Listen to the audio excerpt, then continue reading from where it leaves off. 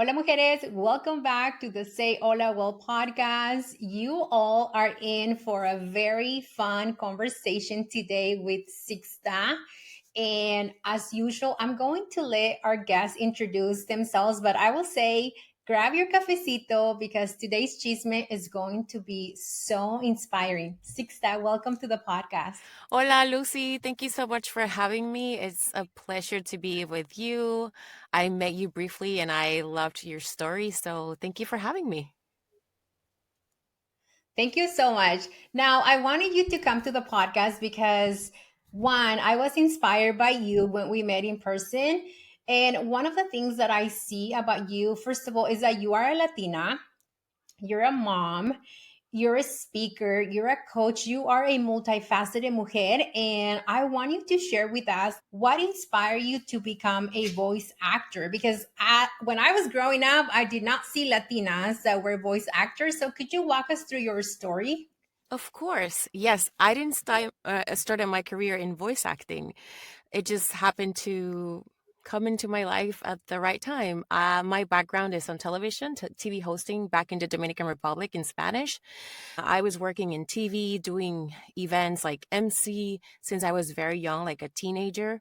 That's where my heart is. But then I moved to the United States 10 years ago when I married my husband, who's also Dominican.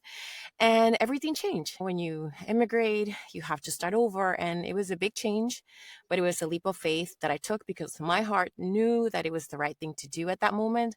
And I know the sacrifices that were going to come with that. I knew that I was going to have to start over and start introducing myself and saying, hey, my name is Sixta. This is what I do. This is what I can offer.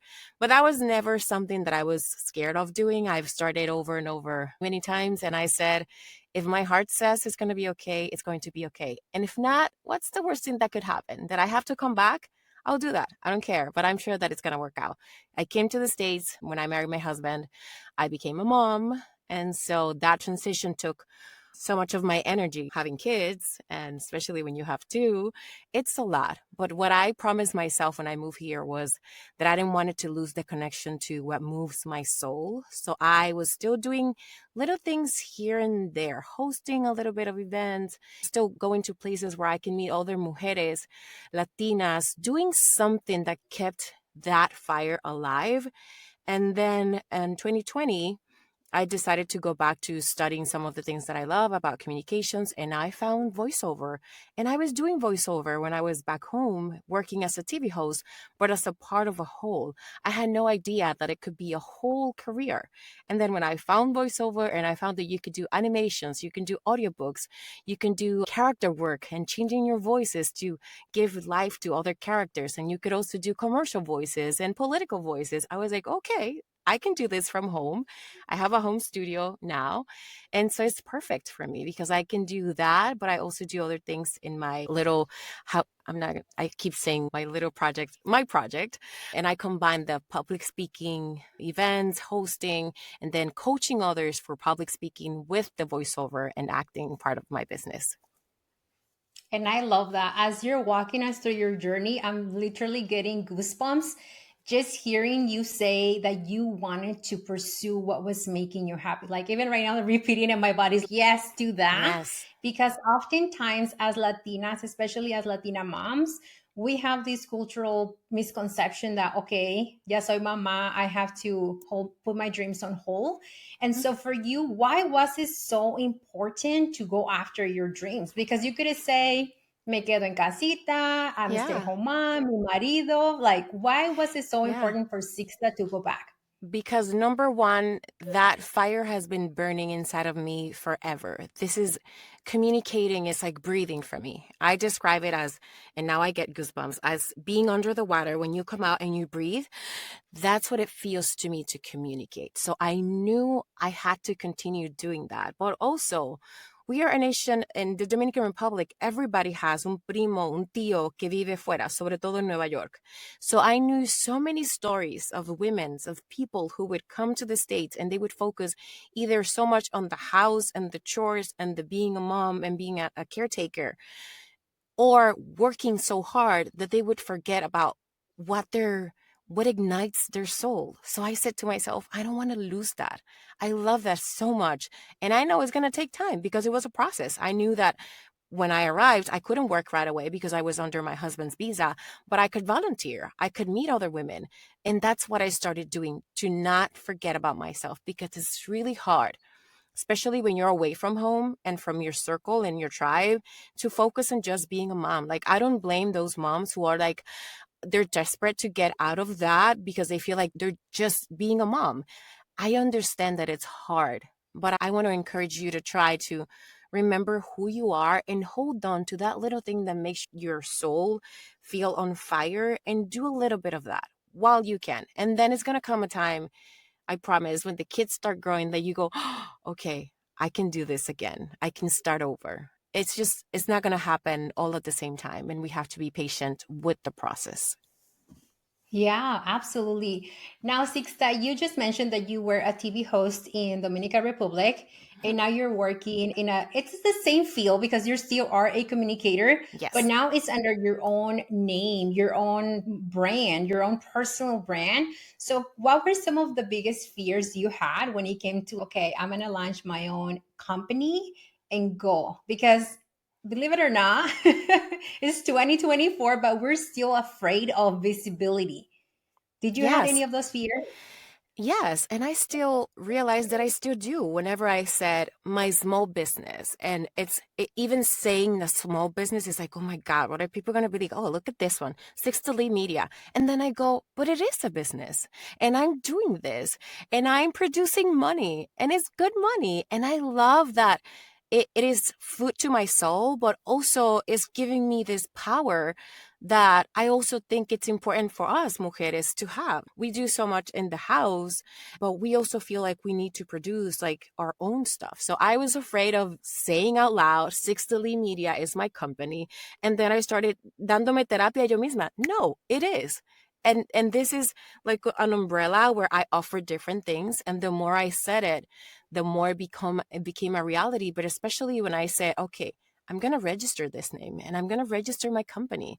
And yes, I did that. And after that, I think the whole vision changed. When I registered as a business, I started realizing, okay, I need a schedule because I was trying to do still the house and the chores, y lavando los platos and coming back to recording. And then I said, hold on, my husband has a schedule. He works from home, but he has an office outside of the house right here. He has a schedule. He comes, we do lunch together, we do all the chores, and then the kids, and at night, one does the dishes, the other one does the dinner, the other one takes the kid. And then I was like, but he has a schedule. I need a schedule too. And when I realized that I needed that, everything changed. Now I have a schedule. I'm organized. Yes, there's a pile of laundry to do, but I'm like, this is my work schedule and I have to respect that. And I started treating everything as a business. I changed my email signature. I bought a system to have control of everything that I was selling, everything that was coming in and was coming out. And I think just that, I have a space for my office outside of this space that is my studio. I think giving it the proper space and treating it as a business really changed the way I perceive it myself. And the others give me the same back. And I love that so much because what happens is a lot of people will say, I want to launch a business. I want to go after, and whatever that is, it's different for everyone. Some people are like, yes, I'm going to be a coach, I'm going to be a consultant. But some people are afraid of really stepping into the CEO identity of, yes, I have to register the business. I have to set up my time management because that is huge. And right now, one of the things that just blew my mind was how you're saying, I don't need to be doing my laundry and also trying to run my business at the same time because No. I had to also step into the identity of I have to show up as the CEO. In fact, right now, like I don't need to worry about the dishes. I have a Yes. podcast to record, but it's Yes. hard for Latinas to do that sometimes. It is hard. And even describing how you want to be named, like you have to choose your own identities in the business world. Like you can call yourself the CEO of your business. I don't do it because to me, I'm an artist and I create. So I love just using that side of creative, the side of creative. But I think it's perfect to ask ourselves, what is it that I want and how I want this to look and feel? And have that idea that we have many hats and we shouldn't wear them at the same time. We should be like, Yes. okay, I'm wearing the hat of the creative now or the CEO now, and then I take it off and I go do the dishes and I do the things. It's compartment, because if we try to do it all at the same time, we're always going to be stressed, tired, and like feeling like we're not doing anything 100%. Yes, absolutely. Now, you mentioned how you were able to find voice acting, which is one of the things that I've also learned, by the way, 5 years ago. I didn't know it was a thing. It blew my mind. And I've always liked to, I have a hobby, which a lot of people don't know, and I'm going to tell everyone. I love making voices for my nenas. When I'm reading the books, whatever character we're reading, I Hmm. love creating the voice for that character. So if there's one, two, or three, I'm creating multiple voices. I That's don't think fun. I'm an expert at it, but I have so much fun with it. And I learn about voice acting. And so you mentioned how you came across the new umbrella of Yes. using your voice. And I want to ask you about how did you go about applying for something that you've never experienced before? Because of course that also comes with imposter syndrome. Also, cuánto voy a cobrar? I'm quote unquote, I'm a new voice actress. How am I gonna monetize that? So can you walk us through the process? Yes. So a friend recommended this class that it was in Colombia, an academy in Colombia, to refresh what I knew. It was 2020, pandemic times. I said, of course, I would love that to refresh. According to me, I was like, oh, I know that voice, I do that. And then I went to those classes and they would teach you so much interpretation, neutral Latin American accent. Yo soy dominicana. So I had a Dominican accent, very, you can really hear that. And as I never worked internationally before, I needed the neutral Spanish because most of the projects I have to do in that realm. I was new, but at the same time, I was not new because I have my experience. And I think, Luz, this is something I want to remind all of the mujeres that are like me, are an immigrant or are thinking of immigrating. You don't lose your value when you change places. Oh, All the experience you have comes with you, and you're going to be able to use it in a different way because everything is going to change for you. But that is inside of you. And the desire you have to grow and to learn is going to impulse that. So I went into those classes open and I was like, oh my God, character voices, audiobooks. I love this. I would never thought about this. And then I started learning more. I did all the classes that I could, but I also started introducing myself and seeing where I was compared to the pros in the industry. And I discovered that in some areas I needed to work harder because I'm also doing English stuff. And although I can speak English, is very different when you're auditioning with people who speak neutral English. So you have to know where you are. And that gave me a very better vision of where I was. Okay, I do speak English, but I have a slight accent. That's my market. This is the people that I should be targeting, the ones that want to come and talk to the Latino community in the United States and all over the world. And I can also offer this and I can also offer that. So it was a good opportunity to know where I was standing, just taking those classes and then putting myself out there. I'm not afraid of failing, of no's, and especially when you work in this industry, you audition a lot of times. Our job is to audition, and then you get some projects and some others you never hear back from them. So I think just putting yourself out there, learning as much as you can, asking questions, but also just thinking, I got to move forward. I got to put myself out there. It really helped me. I love that so much. Now, hice mi tarea because I was like, I need to know more about this mujer. And I've noticed that, as you mentioned, you do commercials. You work for some credit card companies. You work for some political campaigns, which I thought that was so badass. I was like, yes. How does those opportunities come to your inbox? Is there like some platforms that you use? Do you have an agent? How is the process for you? You have different avenues for voiceover. I do have agents. I have 4 agents in the United States because you want to have agents in different markets.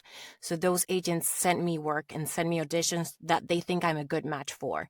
But I also do a lot of direct marketing. I use a platform. It's called Voice 123, where you have to pay to audition, and there you have to maintain certain level.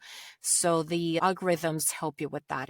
If you audition for a lot of projects you're not a good match, then it suffers. But if you audition for the things that you know you're good at, then clients can see you more in that platform. And I also do a lot of direct outreach. I write emails to people, say, hey, my name is Sixta, I'm a bilingual voice actress, and I do this and that and that. And I send those emails. Sometimes I hear back. Most of the time, I don't hear, but sometimes they will come back 3 years later and be like, hey, Sixta, you send me this email and I saved your demo. I need a Spanish. Necesito tal trabajo. Okay, I got this.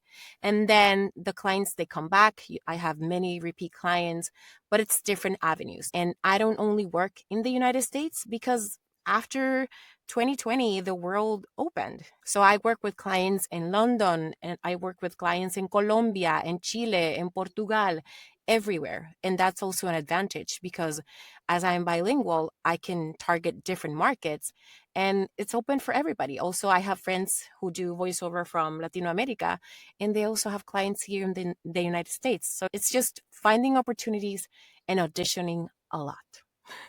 And I love that so much because, especially as Latinas, like having our own business that we can, well, hold on, let me back. We call it a small business, but we Mm-hmm. really are running international businesses. And from the comfort of our home, which that just blows my mind because that shows that we don't have to follow the traditional path.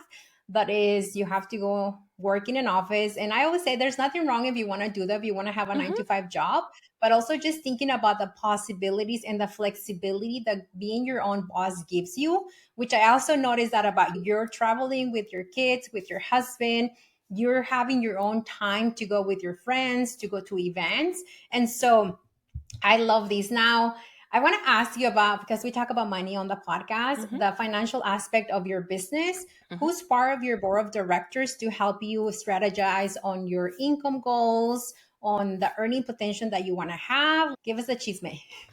I'm a very focused, I want to do this my way person, I have to admit.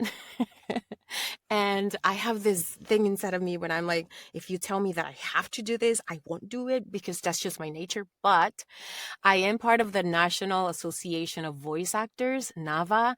It's an entity that protects us, that keep us informed. And I'm also part of several groups of voiceover actors. And there's one that is called Voiceover Mamas. And we do a lot of meetups. We do a lot of like workout groups where we keep each other accountable. So I'm part of that beautiful community that really helps me maintain my business going and asking myself interesting questions comparing to what my other peers are doing.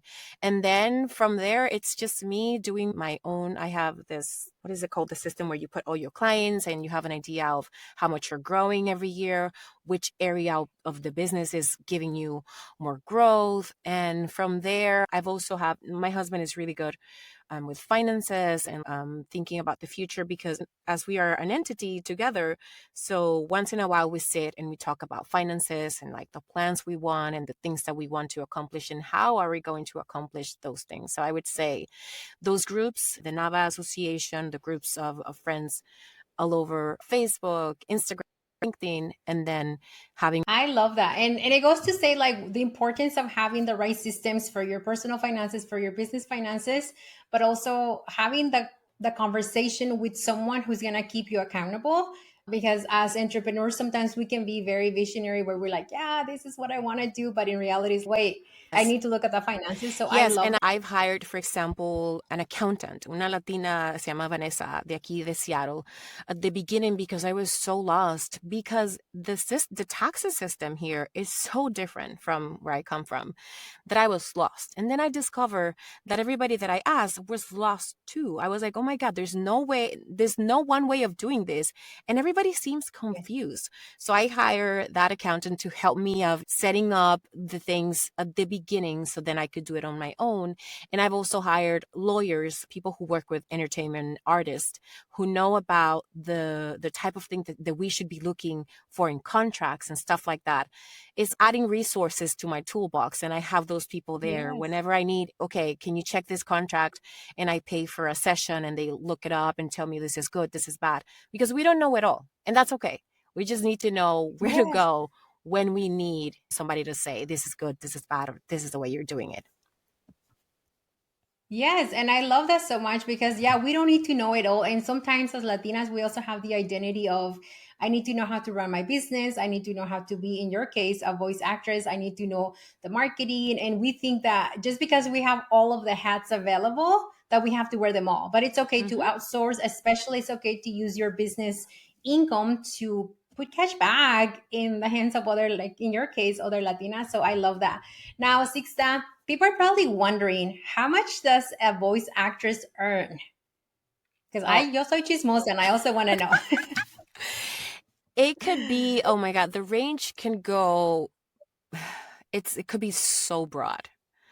But I would say that it could go from somebody making 10K a year because they're not maybe doing as much outreach because they have another job and they're just doing half day. But it could go as high as, I have friends who are closer to 2K, 200K per year than 100K. It could vary. I would say that for a full-time voice actor doing well, I would say from 70 to 100K a year, but that's not the majority of us doing that amount.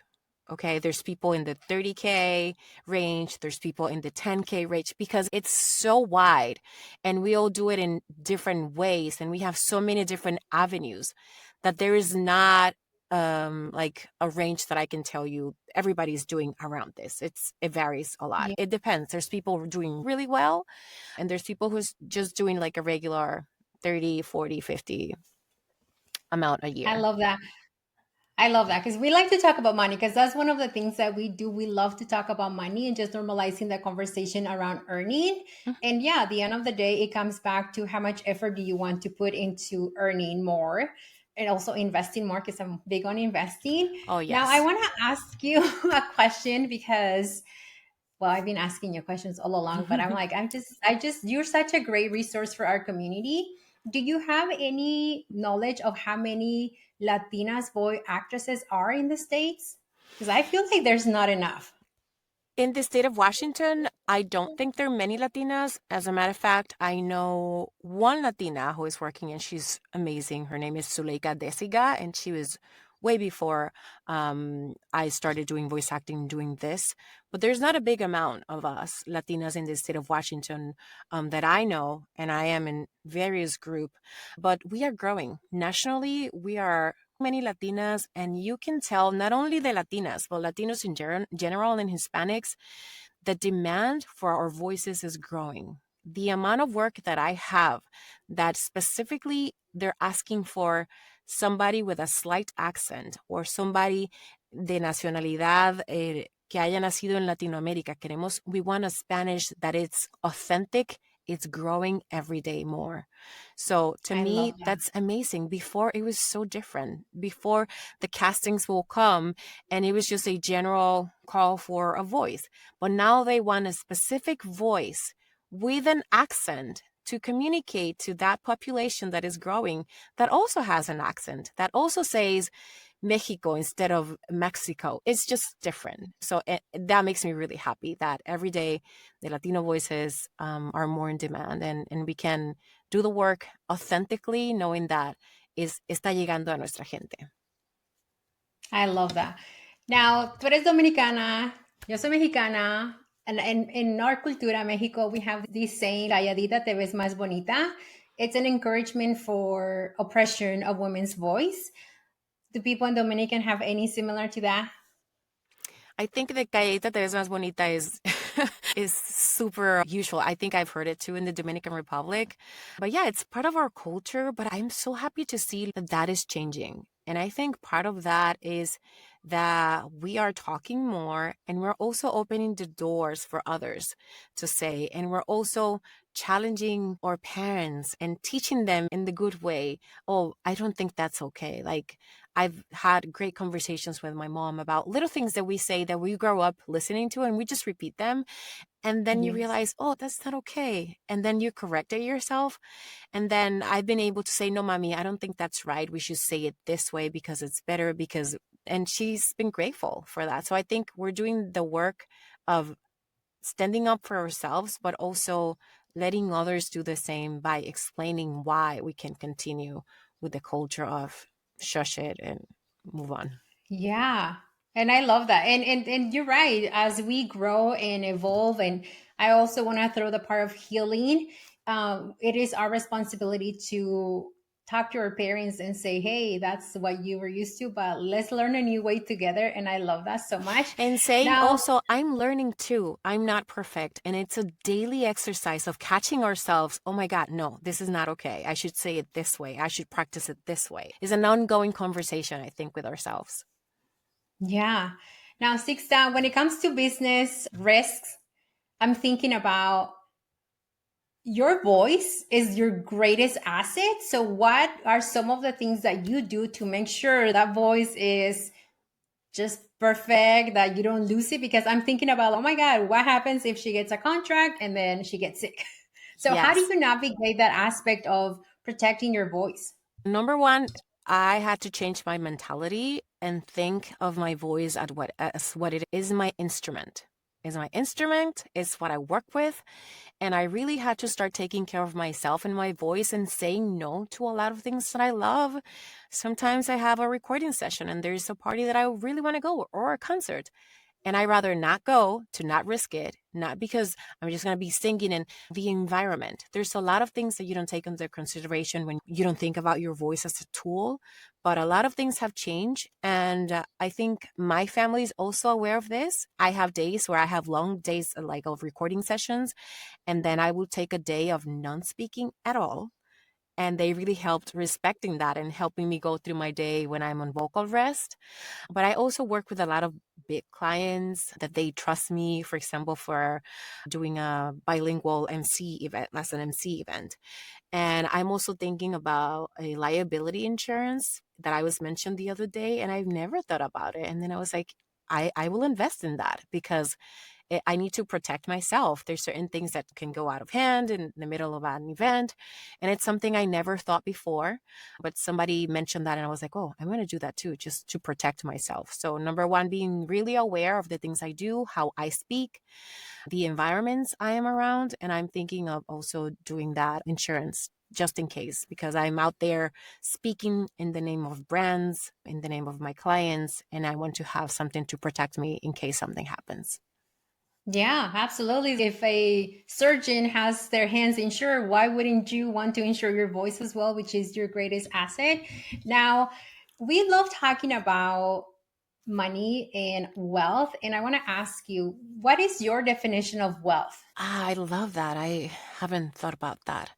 I think wealth for me, it's being in a place in your life where you're not surviving, where you are living and thriving and still working and hustling if you want, but you don't feel like you're surviving. It's coming to a place where you are organized in a way that things are flowing. Things are going to go great some months and some other months are going to go. But if you're in that place where you've organized and have a system in place, I think you're living, not just surviving. I think that's wealth for me.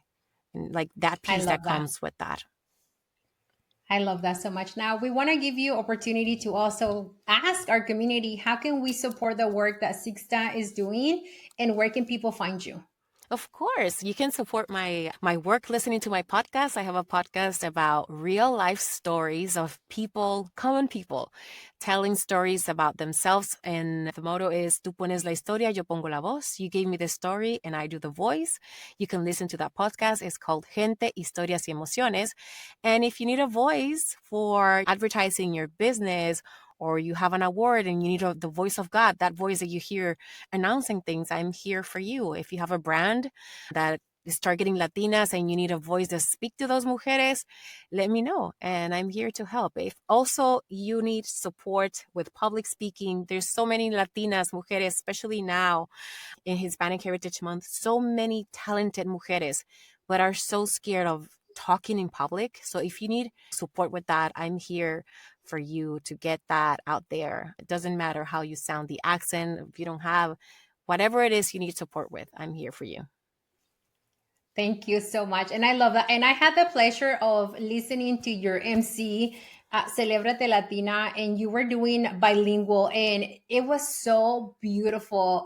I want to say, not just your voice, but even your stage presence was so powerful. Oh. And I told my Nana that I was going to interview you, and she's, oh my God, I cannot wait because my oldest likes the voices too. And I said, I'm going to interview her. And she's, Mommy, that is so great. I cannot wait to listen to the podcast. And I never have her listen to the podcast, but she will be listening to your episode when Oh, it's that is so released. sweet. Thank you so much, Lucy, for saying that. Every time I go on stage, I just pray to God, the universe, all the energy. I'm like, let me just be grateful. Let me make people feel something through my voice.